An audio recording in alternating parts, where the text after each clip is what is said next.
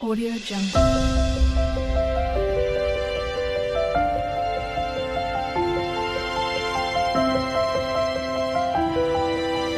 Audio Jungle. दोस्तों, महात्मा बुद्ध कहते हैं कि हमारे विचार ही हमारी परिस्थितियों को बनाते हैं और हमारी परिस्थितियां ही हमारा जीवन चलाती है। इसलिए चाहे तो हम अपने विचारों को बदलकर स्वयं को और अपनी परिस्थितियों को बदल सकते हैं और अपने अनुसार जीवन को जिया जा सकता है। इसी के आधार पर ये कहानी है जो बताती है कि बस हमारे मानने और समझने का खेल है। एक समय की बात है, एक भिखारी था जो कि अक्सर ट्रेन में भीख मांगता था। एक दिन जब वह भीख मांग रहा था तब उसने टूट बूट पहने एक सेठ को देखा और सोचने लगा कि सेठ से जाकर भीख मांगता हूँ, वह भीख में जरूर कुछ अच्छा देगा। उसके बाद भिखारी सेठ के पास गया और भीख मांगने लगा। भिखारी, सेठ कुछ दो ना। सेठ, तुम कौन हो? भिखारी बोला, मैं भिखारी हूँ। सेठ ने कहा, अगर मैं तुम्हें भीख दूंगा तो बदले में तुम मुझे क्या दोगे? सेठ की बात सुनकर भिखारी को कुछ समझ में नहीं आया और भिखारी बोला, सेठ मैं तो भिखारी हूँ, मैं भला आपको क्या दे सकता हूँ? तब सेठ ने कहा, भाई मैं व्यापारी हूँ, मैं तब तक किसी को कुछ नहीं देता जब तक उसके बदले मुझे कुछ न मिले। के बाद सेठ का स्टेशन आ गया और वह उतर गया। लेकिन सेठ की कई बातों से भिखारी सोच में पड़ गया और सोचने लगा कि क्या इसलिए ही मुझे कम भीख मिलती है क्योंकि मैं भीख के बदले लोगों को कुछ नहीं देता हूँ? लेकिन मैं तो भिखारी हूँ, मैं आखिर किसी को क्या दे सकता हूँ? तभी उसने एक फूलों का बगीचा देखा और सोचने लगा कि क्यों ना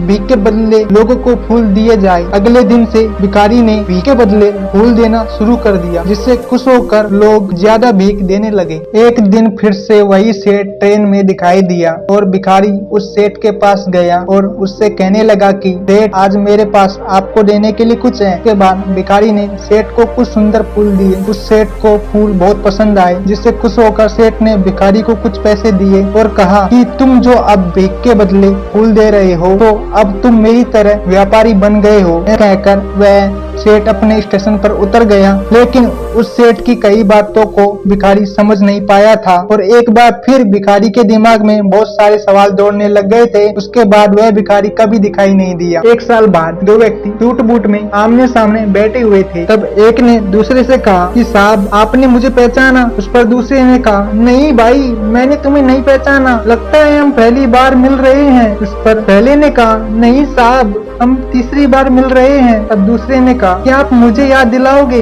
कि हम पहले दो बार कहाँ मिले हैं? इस पर पहले ने कहा, साहब मैं वही भिखारी हूँ जिससे आपने भीख के बदले कुछ देने के लिए कहा था। मैं वो हमारी पहली मुलाकात थी। दूसरी बार आपने मुझसे कहा था कि मैं जो अब भीख के बदले फूल दे रहा हूँ इससे मैं आपकी तरह व्यापारी बन गया हूँ। आपकी वही बात मेरे दिल में घर कर गई और मैंने खुद से सवाल किया कि आखिर कब तक मैं भीख मांगता रहूंगा। उसके बाद मैं फूलों का व्यापारी बन गया और आज मैं अपने व्यापार के सिलसिले से शहर जा रहा हूँ। भिखारी आगे बोला कि यह बात शायद मुझे कभी समझ नहीं आती, लेकिन आपके द्वारा बोले गए शब्दों से मैं भिखारी से फूलों का बहुत बड़ा व्यापारी बन गया। आपने मुझे पहली मुलाकात में प्रकृति का नियम समझाया कि हमें तभी कुछ मिलता है जब हम बदले में कुछ देते हैं। लेन देन का नियम हमारे जीवन के हर हिस्से में काम करता है, लेकिन उसके बाद भी मैं खुद को भिखारी ही समझता रहता। अगर आपने मुझे दूसरी मुलाकात में यह ऐसा करवाया नहीं होता कि मैं भी व्यापारी बन सकता हूँ। इसी के साथ कहानी समाप्त होती है। तो दोस्तों, इसलिए हमारे बड़े बुजुर्गों ने कहा है कि कुछ पाने के लिए कुछ होना पड़ता है और मानने की सब बात है। उस भिखारी ने जब खुद को भिखारी समझा वह भिखारी बना रहा और जब उसने खुद को व्यापारी मान लिया वह व्यापारी बन गया। आशा करते हैं कि आपको कहानी पसंद आई होगी और आगे भी ऐसी ही कहानी सुनने के लिए आपके अपने चैनल हिंदी स्टोरी को सब्सक्राइब करें। और दोस्तों, हमारे साथ आखिर तक बने रहने के लिए और चैनल को सब्सक्राइब व वीडियो को लाइक करने के लिए आपका धन्यवाद। आप